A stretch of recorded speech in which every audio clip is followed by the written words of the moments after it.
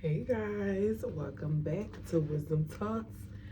I'm Wisdom and I'm here to talk. So, today I got this really good question and I decided that I want to answer it on a video. And the question that I got was, Wisdom, how do you date as a single parent? All right, how do you navigate the dating world as a single parent? Okay. Um, if you don't know, I am a single mother. I have two beautiful kids, and dating while you are a single parent is very much so a challenge. So I just want to come on here and give you some key points and some key thoughts on how I would date. I have given up on dating, but how I would date if I was out in 2026 dating, especially as a single parent. Okay, so for one, I got my trusty notebook because I need to write stuff down. So the first thing, when you are dating as a single parent, first, before you do anything, okay, you need to decide if you are truly ready to date and move forward. Okay, a lot of times when you have kids or you are in a relationship with the parent of your child, that can leave a lot. That can leave a lot of emotions, a lot of feelings, a lot of ups and downs, a lot of unresolved things. And my biggest advice is not to go starting something new before you are fully done with that. Because when you have a child with someone, you guys will always have a tie to each other. So you know, it's a big stigma. A lot of people don't really prefer people who have children, and it's not necessarily because of the children, it's because of the person that's going to come with that connection that you're going to always have with that person that's going to come with, whoever you get with, they have to deal with whether it's toxic, whether it's cool, whether y'all co-parent well, whether y'all don't co-parent well, whoever's coming in your life is going to have to eventually bring that on as well in their life. So no one wants to deal with anyone who might go back to their baby dad or their baby mom, might still have feelings for the person. No one wants to deal with that. Okay, I know me, I prefer to only talk to and deal with someone. I prefer someone who already has kids because you just understand, you just get it, you just know what's going on, you just understand. So I do prefer, for me personally, to only talk to and date people who already have kids, just because you'll understand more.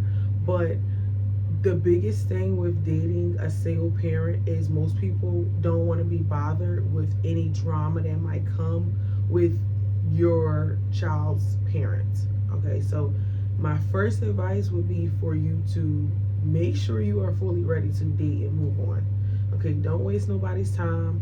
Don't start talking to somebody and then you realize, hey, I still want my baby dad, I still want my baby mom, and then you bringing somebody else's heart and their feelings into the mix. So my first advice is to clearly decide if you are even ready to date and start something new.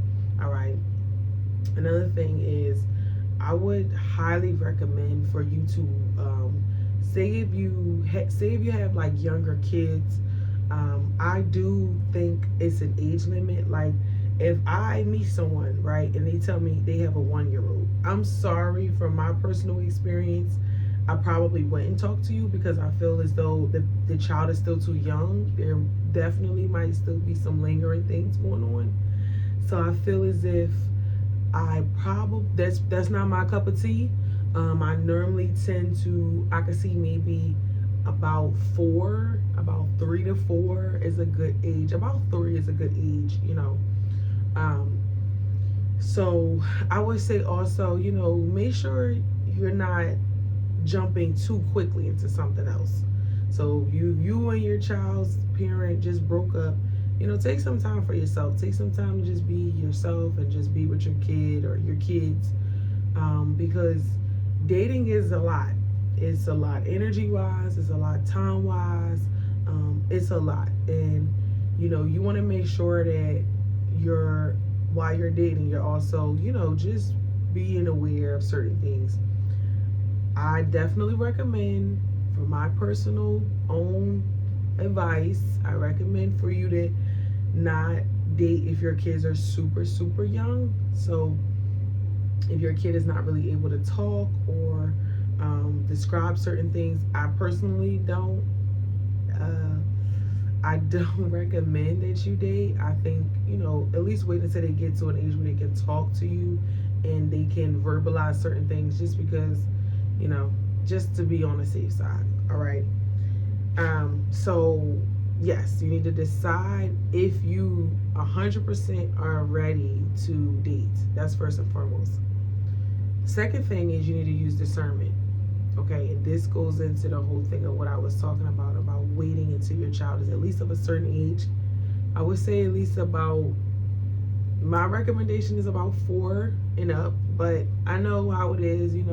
Everybody has their own timeline on when they're ready to date. So you might feel, I'm ready. Maybe you have a 2-year-old, maybe you have a 1-year-old. You might feel like, I'm ready to date. So if you feel like you're using your own judgment, your own discernment, and you're ready, then by all means, go ahead. Just use discernment when you're dating. you know, Allow people to talk, allow yourself to get to know people. Because when you have kids, you're not only dating for yourself, you're dating for your child as well.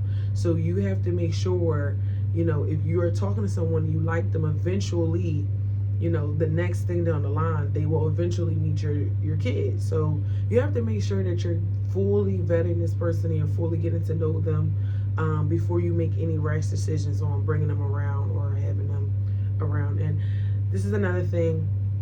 I know as a single parent, it can be very hard to date because, you might be in a situation where you always have your kids, you always have your child, and, it's kind of hard to get to know someone and still manage having a kid full time.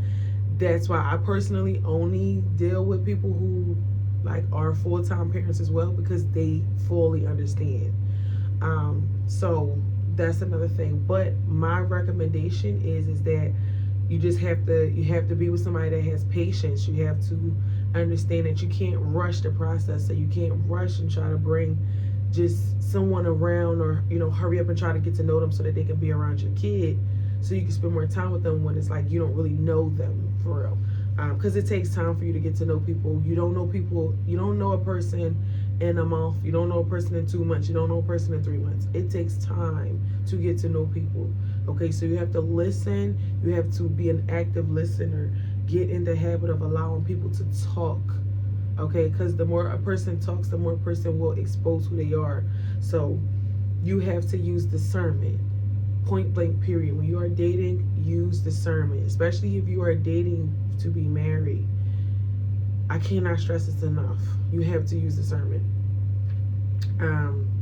Identify, for one, you need to identify your intentions early on. Okay, what are you dating for? Are you dating to get married, or are you just dating because you're just dating around, you're getting to know people? Identify your intentions early. Know what you want. Date intentionally, right? You've heard this before. But also, you need to identify the intentions of the person that you're dating. So what are their intentions? A lot of times when you are a single parent, people will tend to come in, especially if you're a single mom. Guys will try to take advantage. They will think, oh, she's desperate. Oh, she got her kids. No, we're not desperate over here. Okay, so you need to understand that sometimes, yes, people will come in, try to jug and finesse because they feel as though you're a single parent. You need them in a sense. And that's just because of the stigma that people have put out there about single moms, and, not really single dads, mostly single moms.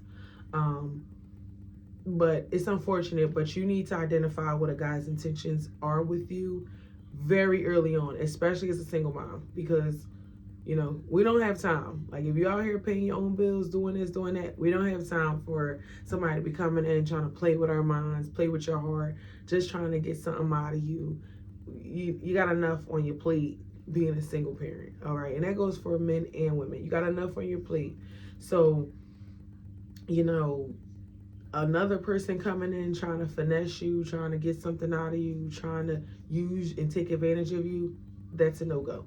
So you need to identify early, you know, identify people's intentions early. Like I said, let people talk and reveal themselves to you. Let people show you who they really are. All right, they'll show you every time. So once a person shows you who they are, once you see their intentions, don't give people the benefit of the doubt. Not in the beginning. Don't give anybody the benefit of the doubt. I'm sorry. I've done that one too many times, and I've made plenty of mistakes doing that. Stop giving people the benefit of the doubt. When they coming in and it's early on, shut stuff down early. Okay. If you see red flags, let it go. And that comes into my next point. I wrote, don't waste your time. Let people go. You got to let people go fast. As soon as you realize, this ain't it. Oh, okay, yeah, I'm seeing this. I'm seeing that. Let people go. All right. Let people go. My biggest thing is I always try to look at another person's point of view of things. I always try to see, well, how would they feel? Or maybe they was thinking this, or maybe they was thinking that. And I realized that when a person wants you, right? When a person is coming in and they have their intentions set, people already know what they want from you. So when they're coming in, people know if they want to take you serious or if they're just here to play or get something out of you. So once you realize what a person is coming in for, you have to understand that it's likely not going to change. If a guy is coming in and he's just trying to sleep with you, that's likely not going to change. He's still going to try to sleep with you. So even if he's waiting around, it's still the goal, because his goal is never to come in and actually get to know you, actually get to actually try to take you serious. And that's another thing. As a single parent, you might get a lot of people coming in that are not serious about you at all, just because you are a single parent. And most guys, they might not admit it, but most men, they don't like the thought of dealing with another man. They don't like the thought of another man even having any power over someone that they might, just another. Men are territorial, so they don't want to feel as if there's another man out there. They don't want to feel as if there's another man out there that can have say so in their household. So which we all can relate. It's the same thing with women. Women can be territorial too, right? So if a man has a baby mom, and the baby mom can call anytime and she can say this and she can say that, women get territorial too. So understand and know that, a lot of people that might come in, they might not be serious about you, and that's okay, but that's why you have to discern early and let people go. All right. And another thing, this is another thing. When you are a single mom, especially, guys will a lot of times tend to just try to come in just to sleep with you. All right. So you have to not be, excuse my language, fast in the ass. You cannot be fast in the ass, because a lot of guys will just try to come in just to sleep with you because they think you're desperate, or they feel, oh, she already got 2 kids, so she's giving it up faster. Not 2 kids in particular, but just a kid. Pretty much, they feel like, oh, you already had a baby. You probably just giving it out. She don't know what she doing. This bitch just giving it out. That's what they think of you a lot of times. So you have to learn how to prove people wrong. Show them who you are. Yes.